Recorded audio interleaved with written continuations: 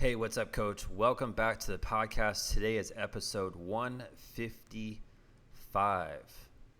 And if you are a coach that really values these messages, you've been listening, you've been tuning in every morning to our episodes here, the only thing I ever ask to really help us out is to grow this podcast. And the way that you can help us do that is by leaving us a review here on iTunes.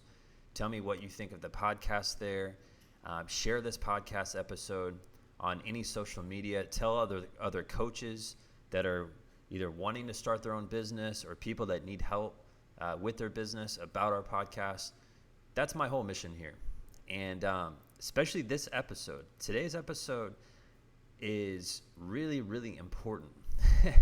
And I know if you are tuning into this, you're probably wondering what I'm talking about, and it's titled What Cheap Trainers Do. And I'm going to be the first to tell you, I used to be a cheap trainer. I used to be this guy that I'm about to explain. So there's a couple of habits that cheap trainers have. And when I say cheap trainers, I'm talking about coaches that charge very little for what they do. And I'm also talking about coaches that offer a half-assed service. And I'm telling you right now, this used to be me. And I know because I've been in this business for so long now, I've had to evolve as a business owner, as a coach, as a mentor. I've had to evolve a lot. Otherwise, I would not be on this podcast talking to you about how you can improve your business. I would have been out of this game so long ago if I would have stayed a cheap trainer. All right. So here's a couple of the qualities that cheap trainers have. Number one, they don't value their time. So this means you could show up to the session, parents show up 30 minutes late, and you're like, oh, cool. Like, I'm still going to train your son for an hour, even though you stole 30 minutes of my life. Essentially, that's what they're doing. And I used to do that all the time. I would seriously show up to my sessions early, like most coaches should. I'd show up maybe 5 minutes early because I was a cheap trainer. I didn't show up 30 minutes early like the way I do now. And kids would show up late, or they'd show up in their flip-flops, not even with their cleats on, ready to go. And I would just be waiting, and I would always be on my client's time. And after a period of time, my clients got used to showing up late. They got used to just going through the motions. And that was my fault because I was a cheap trainer. All right. Here's another thing that cheap trainers do. Cheap trainers always complain. They always complain about not getting paid enough. They always complain about other trainers doing better than them. And I know a lot of you that might be listening to this, you might be comparing what you do to other coaches on Instagram. Stop doing that. If you are doing that, you need to quit, because whatever they're doing, I can promise you it's probably not as good as you think, number one. And number two, every time you compare yourself to others, it's going to take you away from helping more kids in your area, right?